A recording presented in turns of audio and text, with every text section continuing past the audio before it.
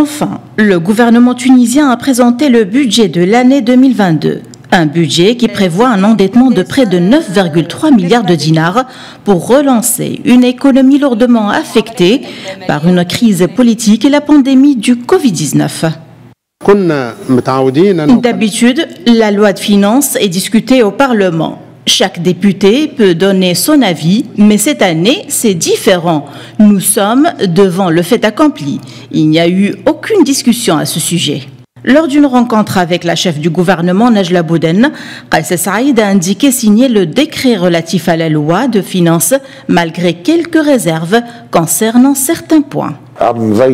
J'ai signé sans être convaincu. J'ai signé malgré les réserves, car le devoir nous oblige à doter l'État d'une loi de finances. Dieu merci, nous l'avons adoptée avant le début de la nouvelle année administrative.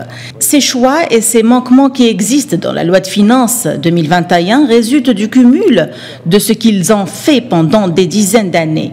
Il n'était pas possible de répondre aux revendications de notre peuple, surtout en matière d'équité fiscale ou de ceux qui veulent échapper à la justice fiscale et considèrent les derniers de l'État comme étant un butin. Il est clair que la Tunisie a besoin de l'argent, mais là, nous avons un grand problème. Le gouvernement est dans une position faible devant les donateurs internationaux.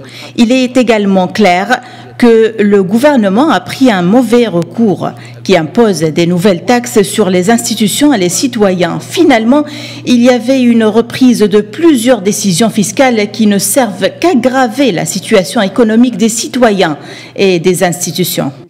Il importe de signaler que la conclusion d'un accord avec le Fonds monétaire international, selon la ministre des Finances, permettra de pouvoir mobiliser la totalité du besoin de financement de l'année prochaine, qui avoisinera les 20 milliards de dinars.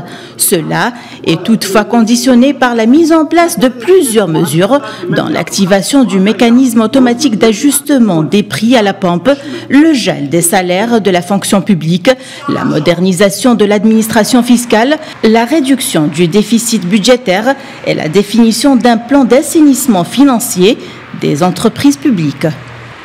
Pour de nombreux experts et économistes, le problème économique de la Tunisie est avant tout structurel. Depuis la Révolution, les dettes et leur remboursement ont entraîné le pays dans un cercle vicieux. Depuis Tunis, Najwa Becha pour Média.